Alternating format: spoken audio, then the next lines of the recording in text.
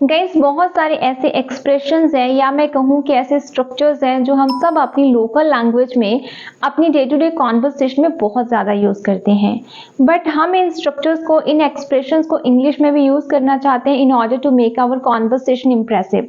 But कई बार क्या होता है कि हमें समझ ही नहीं आता कि हम इनको इंग्लिश में बोलें कैसे, क्योंकि ये जो एक्सप्रेशंस हैं वो वर्ड टू वर्ड ट्रांसलेट नहीं हो सकती। जैसे हम वर्ड टू वर्ड ट्रांसलेशन करने की कोशिश करते हैं कई बार सेंटेंसेस या फिर वर्ड्स को, तो ज़रूरी नहीं है कि हमेशा हम वर्ड टू वर्ड ट्रांसलेट करके या उन वर्ड्स को वर्ड टू वर्ड ही यूज़ कर पाए इंग्लिश में भी, जैसे हम अपनी हिंदी में यूज़ करते हैं। इन एक्सप्रेशंस के लिए या तो फिर इस तरह के सेंटेंसेस बनाने के लिए कुछ स्पेशल या फिर कुछ खास जो है स्ट्रक्चर्स यूज़ किए जाते हैं। जैसे हम पहले भी बहुत सारी वीडियोस में डेली यूजफुल स्ट्रक्चर्स की बात कर चुके हैं, तो आज की वीडियो में भी हम मोस्ट यूजफुल और इम्पॉर्टेंट स्ट्रक्चर्स की बात करेंगे जो आप अपनी कॉन्वर्सेशन में यूज करते हो और इंग्लिश में आप कंफ्यूज हो जाते हो कि कैसे करें। तो अगर आप भी डिफिकल्टी फेस करते हो इन स्ट्रक्चर्स को यूज करने में, तो आज की वीडियो आपके लिए है। अगर आप इस वीडियो को एंड तक देखते हो और इन स्ट्रक्चर्स को लर्न करके अपनी कॉन्वर्सेशन में ऐड कर लेते हो, तो you will be able to use this expression in English as well. तो चलिए गाइस वीडियो को शुरू करते हैं।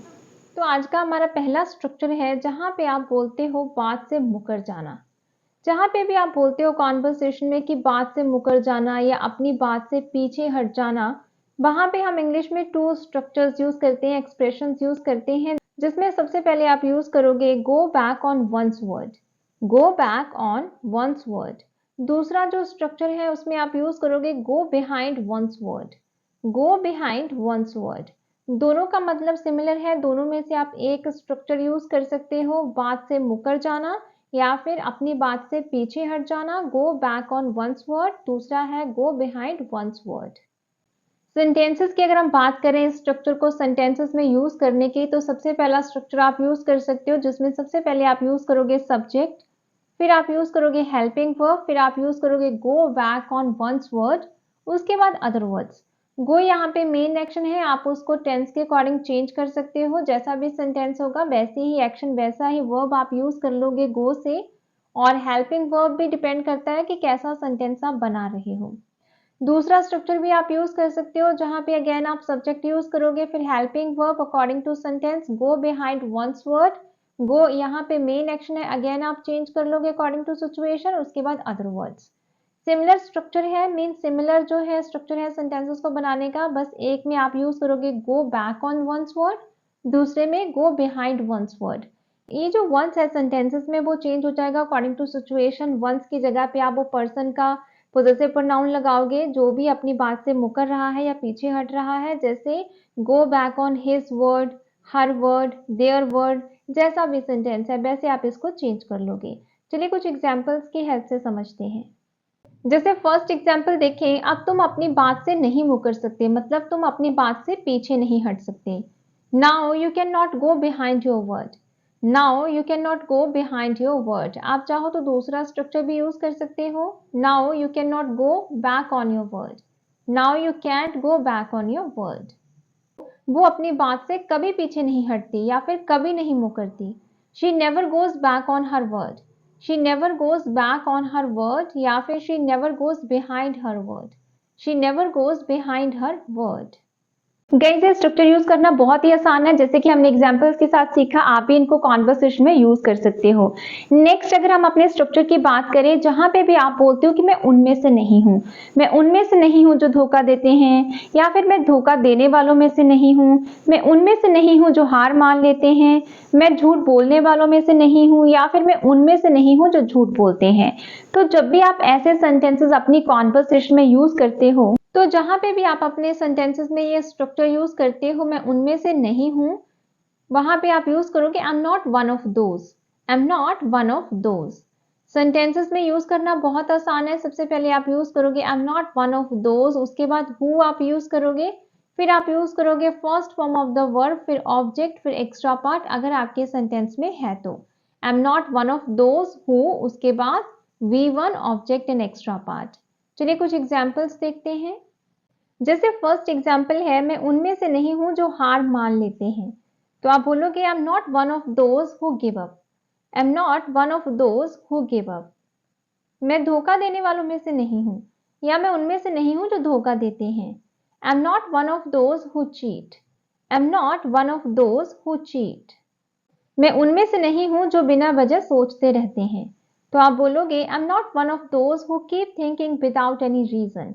आई am not one of those who keep thinking without any reason.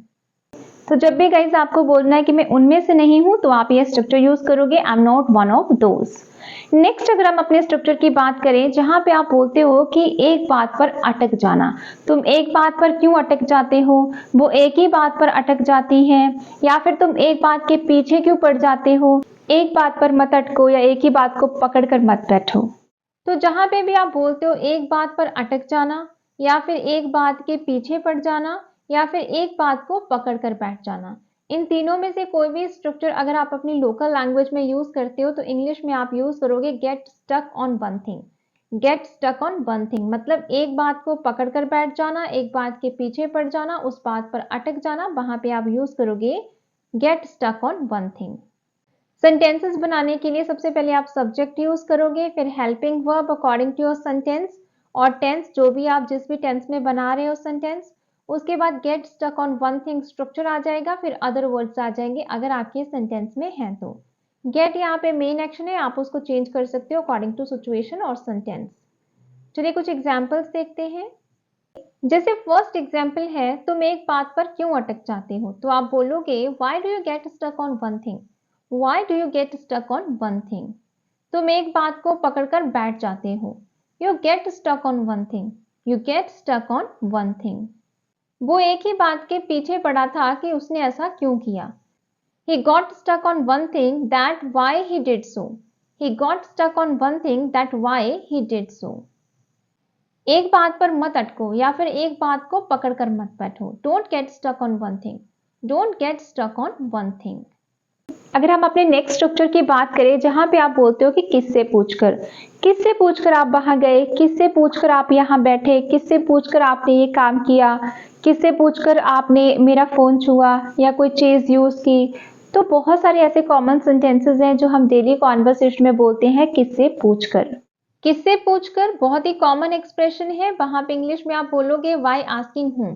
Bye asking whom ये क्वेश्चन वर्ड है, जब भी आप सेंटेंसेस बनाओगे तो आप इसको एज क्वेश्चन वर्ड यूज करोगे। बाय आस्किंग whom, उसके बाद helping verb, then subject, then verb, then object, then extra part और क्वेश्चन मार्क। मीन्स जो है by asking whom as question word आप यूज करके उसका जो रेस्ट ऑफ द रूल होगा वो आप क्वेश्चन का लगाओगे, क्वेश्चन रूल लगाओगे जिस भी टेंस में आप सेंटेंस बनाओगे, पास्ट है, प्रेजेंट है, फ्यूचर है, उसके अकॉर्डिंग आप यूज करोगे। जैसे कुछ एग्जाम्पल्स देखते हैं। जैसे फर्स्ट एग्जाम्पल है किससे पूछकर तुम यहाँ बैठे, तो आप बोलोगे by asking whom did you sit here। Bye asking whom did you sit here। किससे पूछकर आपने मेरी शर्ट पहनी। Bye asking whom did you wear my shirt। Bye asking whom did you wear my shirt। तो बहुत ही easy है guys use करना, जहां पे भी आपको बोलना है किससे पूछकर तो आप यूज करोगे simply by asking whom। Next अगर हम अपने स्ट्रक्चर की बात करें जहां पे आप बोलते हो किसी के खिलाफ जाना, मेरे खिलाफ मत जाना, वो मेरे खिलाफ चला गया, तुम अपने पेरेंट्स के खिलाफ क्यों चले जाते हो, तुम हमेशा मेरे खिलाफ जाते हो, या तुम अपने कॉलेज के खिलाफ क्यों चले गए। जहां पे आप बोलते हो किसी के खिलाफ जाना तो आप बोलोगे go against someone. Go against someone. Sentences बनाने के लिए सबसे पहले आप सब्जेक्ट यूज करोगे, फिर हेल्पिंग वर्ब, फिर आप यूज करोगे गो अगेंस्ट, उसके बाद वो नाउन और प्रोनाउन आ जाएगा जिसके भी अगेंस्ट विरुद्ध जाने की आप बात कर रहे हो, और एंड में हम अदर वर्ड्स लिख देंगे, अदर वर्ड्स बोलेंगे जो भी आपके सेंटेंस में होंगे। गो यहाँ पे मेन एक्शन है, आप उसको चेंज कर लोगे अकॉर्डिंग टू टेंस, और हेल्पिंग वर्ब भी चेंज हो जाएगी अकॉर्डिंग टू सब्जेक्ट और अकॉर्डिंग टू टेंस। पास्ट है, प्रेजेंट है, नेगेटिव है, इंट्रोगेटिव है, उसके अकॉर्डिंग आप इसको चेंज कर लोगे। चलिए कुछ एग्जाम्पल्स देखते हैं। जैसे फर्स्ट एग्जाम्पल है मैं तुम्हारे खिलाफ नहीं जाना चाहता था, तो ये पास्ट में है, हम बोलेंगे I don't want to go against you. I don't want to go against you. वो कभी मेरे खिलाफ नहीं गया। He never went against me. He never went against me. एक और स्ट्रक्चर की बात करते हैं जहां पे आप बोलते हो मानो, ठीक है, वो ऐसे बात कर रहा था मानो कोई नेता हो, या फिर वो ऐसे बात कर रहा था जैसे कि कोई नेता हो, वो ऐसे पढ़ाता है जैसे कि टीचर हो, या फिर मानो कि कोई टीचर हो, वो ऐसे बातें करता है जैसे उसके पास बहुत पैसा हो, या फिर मानो वो बहुत रिच हो। तो बहुत सारे ऐसे सेंटेंसेस हैं जहाँ पे हम बोलते हैं जैसे कि या फिर मानो, मतलब कोई पर्सन वैसा है नहीं लेकिन हम उसको एज्यूम करते हैं कि वो ऐसे काम करता है या ऐसी बातें करता है मानो कि वो पर्सन हो, हालांकि वो पर्सन नहीं है, वो उसकी जॉब नहीं है बट वो उसे करता इस तरीके से है। जहाँ पे भी आप बोलोगे जैसे कि या फिर मानो, जैसे हमने अभी डिस्कस किया, मानो कि वो नेता हो, जैसे कि वो नेता हो, तो वहां पे आप यूज करोगे एज इफ या फिर एज दो। दोनों का मतलब सिमिलर है, दोनों में से एक वर्ड आप यूज कर लोगे एज इफ या फिर एज दो। सेंटेंसेस बनाने के लिए पहले आप सेंटेंस यूज कर लोगे जो भी बोलना चाहते हो, उसके बाद एज इफ लगा लोगे एज कंजंक्शन, चाहे आप एज दो लगा लो, उसके बाद फिर आप अपना नेक्स्ट सेंटेंस यूज करोगे जो भी आप बोलना चाहते हो। सेंटेंस कंजंक्शन एज इफ या फिर एज दो, उसके बाद नेक्स्ट सेंटेंस। चलिए कुछ एग्जांपल्स देखते हैं ताकि आप अच्छे तरीके से समझ पाओ और यूज कर पाओ अपनी कॉन्वर्सेशन में। जैसे फर्स्ट एग्जांपल है, वो ऐसे बोल रहा था जैसे कि कोई नेता हो या फिर मानो कि कोई नेता हो। He was speaking as if he were a leader. He was speaking as if he were a leader. ऐसा लगता है जैसे कि वो सब कुछ जानती है। It seems as if she knows everything. It seems as if she knows everything. बहुत ही यूजफुल स्ट्रक्चर है, मानो, एज इफ या फिर एज दो, दोनों में से आप कोई भी एक यूज करके अपनी कॉन्वर्सेशन को कंप्लीट कर सकते हो। नेक्स्ट जो हमारा एक्सप्रेशन है, जहां पे आप बोलते हो कि मैंने कभी नहीं सोचा था, मैंने कभी नहीं सोचा था, या मैंने कभी सोचा भी नहीं था कि तुम ऐसा करोगे, मैंने कभी सोचा भी नहीं था तुम मुझसे झूठ बोलोगे, मैंने कभी सोचा भी नहीं था तुम मुझे धोखा दोगे। बहुत सारे ऐसे कॉमन सेंटेंसेस हैं जहां पे हम ये एक्सप्रेशन बोलते हैं कि मैंने कभी सोचा भी नहीं था, या फिर मैंने सोचा भी नहीं था कि तुम ऐसा करोगे। तो जहां पे भी आप बोलते हो मैंने कभी सोचा नहीं था, तो वहां पे आप टू स्ट्रक्चर्स यूज कर सकते हैं, एक्सप्रेशंस यूज कर सकते हैं, आई नेवर थॉट या फिर I never imagined. I never thought या फिर I never imagined। सेंटेंसेस बनाने के लिए सबसे पहले आप स्ट्रक्चर यूज कर लोगे जो भी आपको इजी लगता है according to your comfort. I never thought या फिर I never imagined। उसके बाद आप यूज करोगे that, फिर आप यूज करोगे नेक्स्ट सेंटेंस जो भी आप बोलना चाहते हो। I never thought या never imagined that, उसके बाद सेंटेंस। चलिए कुछ एग्जाम्पल्स देखते हैं। जैसे फर्स्ट एग्जाम्पल है, मैंने कभी नहीं सोचा था कि तुम मुझे धोखा दोगे, तो आप बोलोगे I never thought that you would cheat on me। I never thought that you would cheat on me। अब यहाँ पे हमने would यूज किया है क्योंकि हम पास्ट की बात कर रहे हैं, मैंने सोचा नहीं था कि तुम ऐसा करोगे। तो अब यहाँ पे जो आपकी कॉन्वर्सेशन पास्ट में will से थी, तो अभी प्रेजेंट में वो would से होगी। I never thought that you would cheat on me या फिर I never imagined that you would cheat on me। मैंने कभी नहीं सोचा था कि तुम मुझसे झूठ बोलोगे। I never thought that you would lie to me। I never thought that you would lie to me या फिर I never imagined that you would lie to me। तो गाइस देखा आपने, इस वीडियो में हमने 7 स्ट्रक्चर्स की बात की, बहुत ही आसान है यूज करना, और अगर आपने नोटिस किया हो तो ये बहुत ही कॉमन स्ट्रक्चर्स हैं, कॉमन एक्सप्रेशंस हैं जो हम सब अपनी कॉन्वर्सेशन में डे टू डे स्पीकिंग में यूज करते हैं। तो अगर तो आपको इन स्ट्रक्चर्स का पता है, वेल एंड गुड है, अच्छी बात है, आप यूज करते हो। और अगर आपको कोई एक्सप्रेशन या स्ट्रक्चर आपके लिए नया है और आपको नहीं पता कि हम इन्हें कैसे यूज करेंगे, तो इस वीडियो से आपको आइडिया हो गया होगा कि कैसे उनको सेंटेंसेस में यूज करना है और कैसे अपनी रेगुलर कॉन्वर्सेशन में आप यूज कर सकते हो। सो आई होप कि वीडियो आपको पसंद आई होगी, आपके लिए यूजफुल होगी। अगर आई हो तो please like and subscribe my channel for more content, क्योंकि हम ऐसे ही आने वाली वीडियोस में स्ट्रक्चर्स की, डेली यूजफुल एक्सप्रेशंस की और ग्रामर के कुछ कॉम्प्लेक्स टॉपिक्स की बात करते रहेंगे, ताकि डे टू डे कॉन्वर्सेशन के लिए आप प्रिपेयर होते जाओ, अपनी स्पीकिंग को अप लेवल तक ले जाते रहो, ताकि आप अपनी स्पीकिंग को अच्छा बना सको, इम्प्रेसिव बना सको और अपनी जो है डे टू डे लाइफ में सर्वाइव कर सको। तो चलिए गाइस, आज की वीडियो में इतना ही। नेक्स्ट मिलते हैं नेक्स्ट वीडियो में। Till that time all the best, good luck, bye bye.